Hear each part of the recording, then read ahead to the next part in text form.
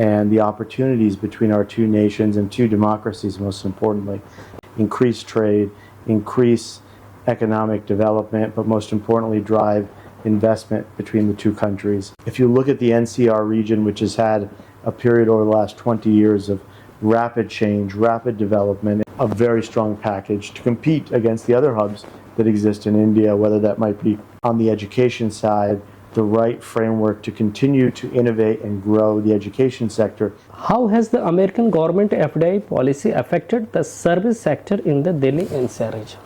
Who can understand the opportunity at a personal level, what exists from a talent perspective. You have major growing hubs in the surrounding states. Welcome to the viewers of Loktantra Ki Bunyad. It is our pleasure to introduce our special guest, Mr. Sanjeev P Yadav, founder and CEO of the international firm Banyan Global. Mr. Sanjeev P Yadav is a distinguished figure in the Indian diaspora and a highly active and experienced personality in strengthening the relationship between US and India. We are proud to have this opportunity to meet our esteemed guest and discuss the current topic of FDI in India, along with the bilateral dialogue between the US and India. Both democratic nations are taking important and progressive steps towards mutual growth and cooperation. Stay with us to understand the valuable insights and view of our special guest, Mr. Sanjeev P Yadav. Good afternoon to everybody, especially my audience of Loktantra Ki Bunyad. I, Sanjay Sundar, managing editor of our family, Loktantra Ki Bunyad. I heartily welcome to all my audience with my special guest, come from US, crown of the Indian diaspora. Welcome from the heart of Delhi, Lee Meridian Hotels. We are just introduced my best guest of our country, Sanjeev P Yadav. Thank you, sir. Thank you, sir. Nice to meet you. Thank you. And I would like to introduce our special guest by his own message. Sir, I request you kindly introduce my audience about your brief introduction. Appreciate it. Well, thank you so much, Sanjay, for having me and for joining us today.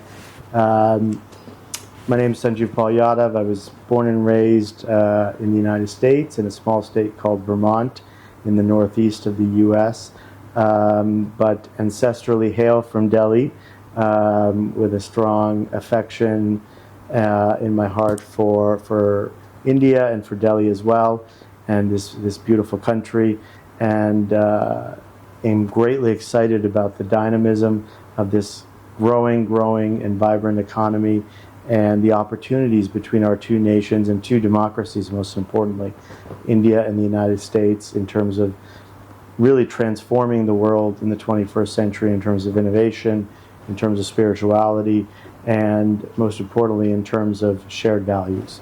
My background, I've had a somewhat lengthy career in the investment management and institutional investor space, as well as in trade policy and diplomacy and public policy.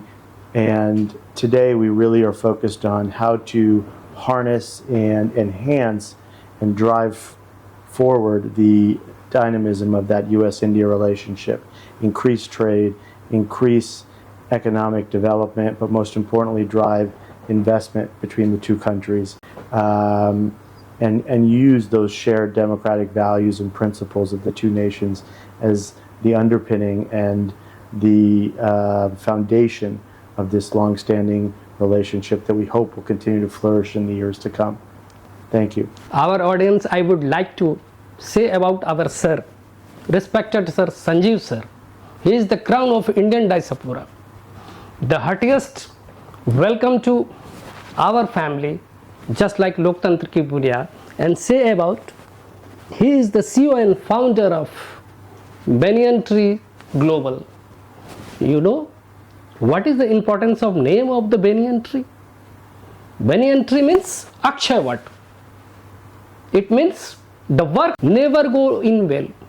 The spirits of the sir is the most important, most inspirational, most energetic.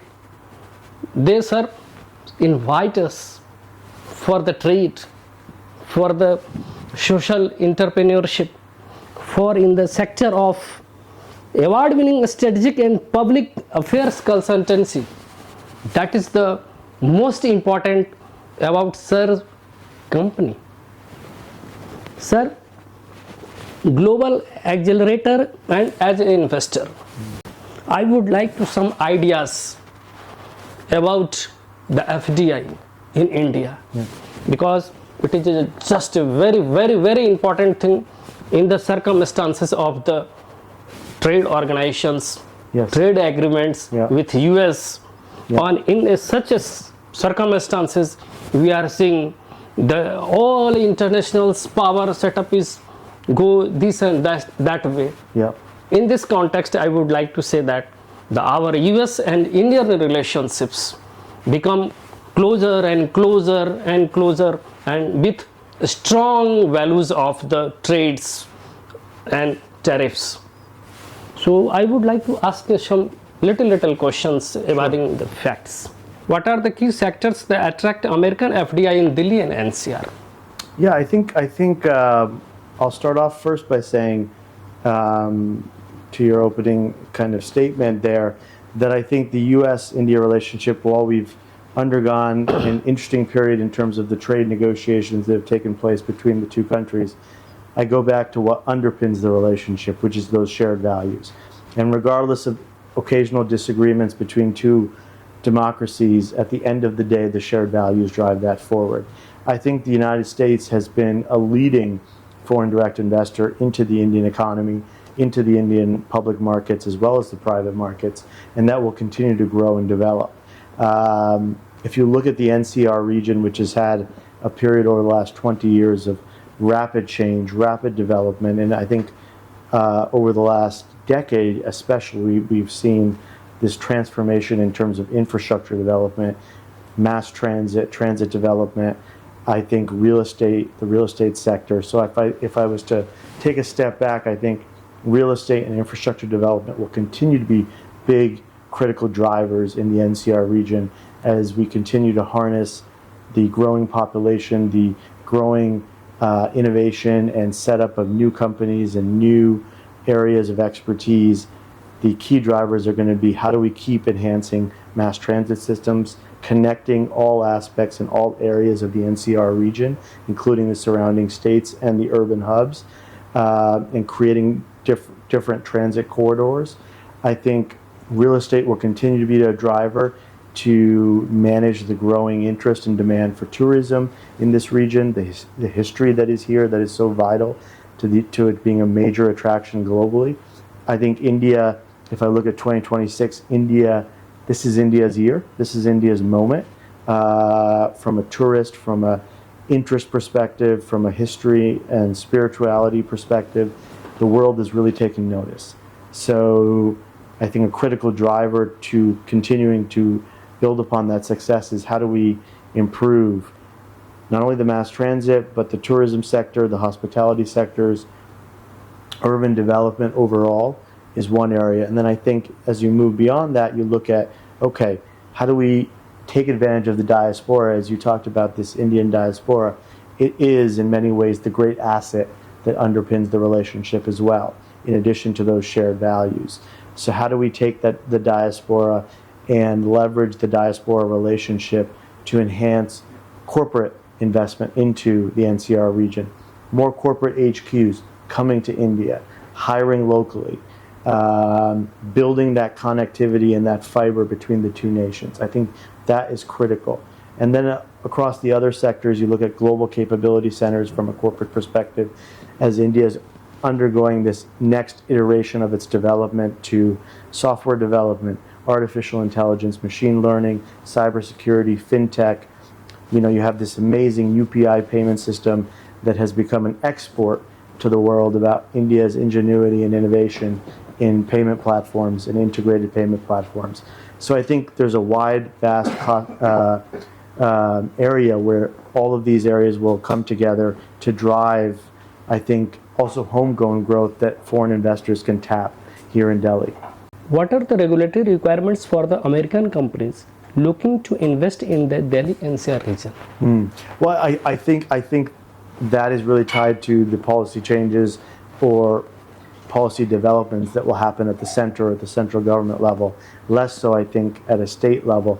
I think states can offer, or union territories like Delhi can offer specific incentive packages that can be tailor-made to attract corporate investment, foreign direct investment, or companies who want to set up or build their companies here in this region. And I think Delhi has to balance itself. If you look at Delhi as a union territory, it has to balance the cost of space, office, real estate with a very strong package to compete against the other hubs that exist in India, whether that might be Bangalore or Hyderabad in the south, or the financial capital of Mumbai. And I think they've put together, especially in the startup sector, a good package, but obviously continuing to improve that and being nimble and understanding where companies are finding challenges and struggles will continue to be an issue as India continues to loosen its regulatory framework and also look at next-gen areas like artificial intelligence and regtech or fintech and figure out where it can be aggressive and innovative from a regulatory perspective. How has American FDI impacted the IT and software sector in Delhi and NCR region, especially in Haryana and Gurgaon? Heavily, I think you see a wide confluence now over, I think, the last 2 decades of U.S. multinationals having their base or their anchor in Gurgaon and Haryana and the Delhi NCR region, and I think that will only continue to grow. But the key driver of that success and growth will be, can you match infrastructure development, mass transit, and the hospitality and tourism sectors in terms of hotels with that to keep up with the growing demand?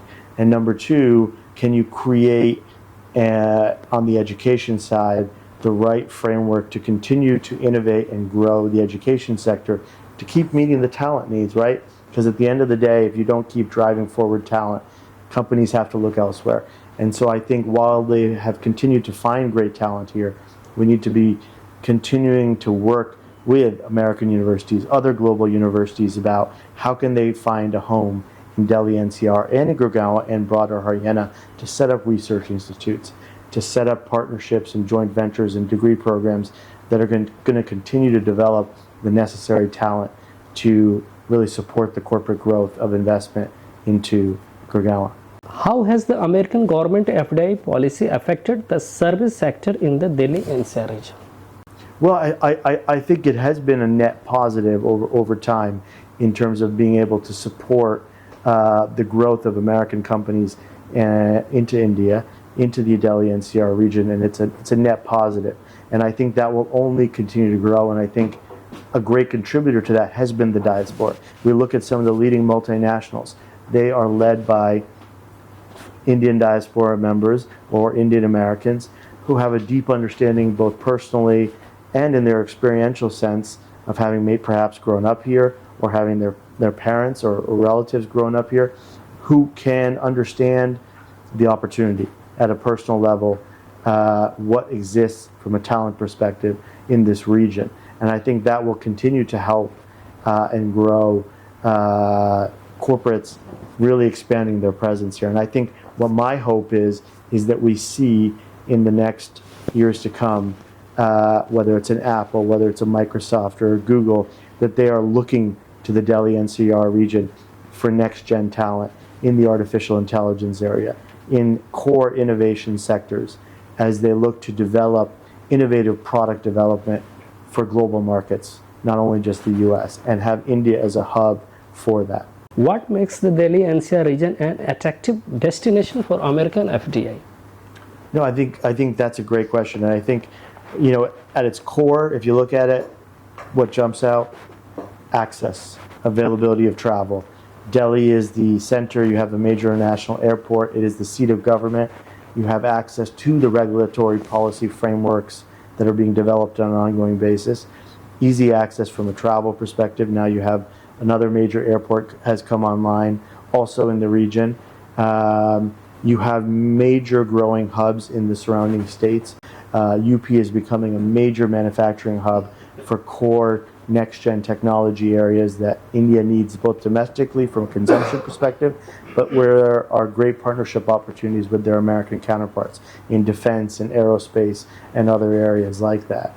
And similarly, I think with the new trade deal that we have a framework now and we hope to have closed in the coming month or so, I think that the textile industry in Haryana and other areas like maybe the Punjab will continue to develop and have more competitive advantage in the U.S. market given the low tariff rate that has been negotiated relative to our Asian counterparts at 18%.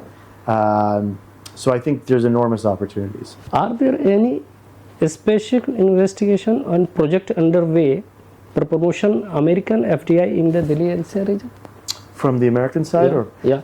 I think American investors are really looking at how can they really leverage the amazing talent here, but also find partners who can help diversify some of the supply chains, diversify talent sources, and really leverage the amazing talent that's being developed, homegrown talent that has ingenuity, has hunger, has ambition to really develop amazing innovative products that you can really take some of the experiential challenges and needs that exist in India.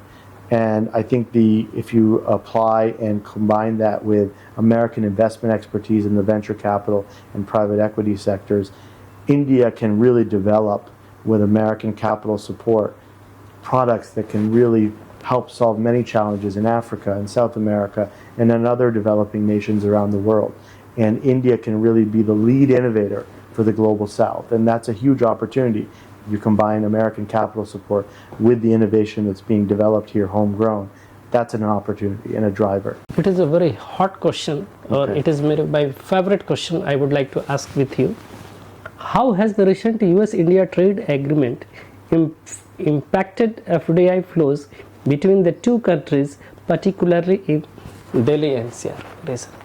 Well, I think in the short term, while the trade deal was being negotiated and the conversations were ongoing, perhaps there might have been some slight dips in foreign direct investment as investors and companies were looking for certainty, economic certainty, trade certainty about where the policy framework would land. I think now that we have a framework in place, I think both the American side under the leadership of Ambassador Gore and the leadership of President Trump and his administration, and correspondingly with Minister Goyal and Prime Minister Modi, we have a framework in place. We have direction, and we should have a deal in the coming month in place. That gives the certainty that companies need, capital investors need, to drive long-term policy development and capital allocation, which I think will lend itself to now an uptick and an upturn in terms of the investment flows that will come into India and support growth and development here in the region. What is the future prospect of American FDI in Delhi NCR, and what sectors are likely to attract investments? Sure. As I just said, I think it's a positive thing. I think we're going to see a positive inflow of foreign direct investment into the region in the coming months and years ahead. I think it's those core sectors. I think advanced manufacturing, I think component assembly. I think when you look at a company like Apple, Apple is looking at how can they build an entire supply chain from an assembly perspective in a market like India. And I think if you cross-apply that across multiple sectors and different companies, there's huge opportunities for growth. And we need to increase manufacturing in India, which will allow many more Indians to be employed and get jobs and increase their livelihoods and economic buying power, which is important for economic development. On the flip side, I think real estate and infrastructure will continue to be huge drivers. I think global capability centers. India is already the global capability center hub of the world, but that's only going to grow. And I think this region needs to harness its pros or positives and really make itself the hub within India for GCCs. And that is going to require continued growth, continued investment in education capital. So how can we continue to onboard more institutes, more universities, which lend itself to R&D capital investment into this region and R&D centers being built and developed? It's a chain, it's a value chain, and then we need to tap all pieces of the value chain. As a FDI expert, we can say that you are the investors. Yes. You are the accelerator or the FDI. Yeah. Are there any plans to further liberalize FDI norms in Delhi NCR region to attract more American investments? And are you looking at that from an Indian perspective, from a regulatory perspective? Yeah. I think that's definitely an important question. I think there has been a steady progress under the leadership of Prime Minister Modi in terms of really coming up with new and more favorable regulatory frameworks to open up investment sectors. I think there needs to be continued effort in that respect in terms of the limitations that American investors face in certain sectors where there's caps on their ownership or investment and access to the Indian market. So I think that we would hope to see in the coming term that the Prime Minister and the central government will be looking to hopefully further loosen some of those investment caps that will allow more American investors to tap this market and take advantage of the opportunities. Sir, in these circumstances, present scenario, Yeah. China is one part, Russia is another part, India is a main center part, Yeah. and US is the look after all the facts and figures. Yeah. How do you say that India is most competent, most trustable with US diplomacy, with a US friend, just like India-US relationship? How do I see where India is in what terms? Yeah. In which terms do you mean? I mean, I would like to say that the relation is the better than US between China. Oh, US India versus US China. Yeah, US between Yeah. CSR, Yeah. US between India. Yeah. So which country is more trusted rather than Russia, China, and in the global By the US. effect? Yeah, by the US. Well, I think I go back to what I opened with. At the end of the day, you have two mature democracies in the US and India. The world's largest democracy, the world's oldest democracy in America. That means something. That means at the end of the day, you are free societies that can agree and disagree at times. But at the end of the day, your shared values overcome all disagreements and drive the relationship forward. And in that respect, there is no comparison when you look at the US-China relationship, or for that matter, currently the US-Russian relationship. The US-India relationship is underpinned by these shared values, shared traditions, and a shared vision for the world, which is based on peace, order, and tranquility. And I think that will drive this forward. So there's only positives in the US-India relationship that will continue to drive that forward. And I think there's much to do in the future and in the coming 1, 2, 3, 4 years between the US and India in terms of global security, in terms of the Asia-Pacific and the Indo-Pacific region, as we call it, in terms of how the US and India can work together collaboratively with other democratic allies in Japan, Australia, etc., ensuring that the sea and trade routes in the Indian Ocean, the South China Sea, all the way into the Pacific, all the way into the Persian Gulf and beyond are safe sea lanes, are open sea lanes, and that impacts the global order. That impacts global security. And that is where the US and India will always stand as two democratic allies protecting free societies, freedom of movement, and the freedom of the seas. And I think that's an important part because that impacts trade. That impacts economic development. That also impacts the global south and how the global south will be able to continually develop and work with democratic partners that are looking at the actual economic interests and developmental interests of regions like Africa or South America or other emerging areas. So I think it's an enormous positive going forward for the US-India relationship. Citizen of America, but your ancestors come from India. It is your just like a motherland. Yes. Yeah. और आपके बारे में मैं एक line अपने audience के लिए भी कोट करना चाहूँगा रिगार्डिंग माय फ्रेंड्स. जननी जन्मभूमिश्च स्वर्गादपि गरीयसी. This Sanskrit slok quoted from epic Ramayana. Mother and motherland. Yes. The importance of mother and motherland is higher than heaven. Yes. Or I appreciate, our team are appreciate your spirits, your stamina, your zeal, and your clear-cut vision regarding India. So it attracts and also concrete our slogan, Sanskrit slogan, कि your motherland, your mother tongue always attract you with the relationship with India and US. Yes. Nice to meet you, sir. Nice to meet you, sir. And Thank you so much. I would like to say that with convey my special love and affection to your daughter Raina. Oh, thank you. You're too kind. Thank you so much. Thank you, sir. Very much. My dear audience, I hope you all are satisfied and deliberate his all ideas and strategic relationship with India and US.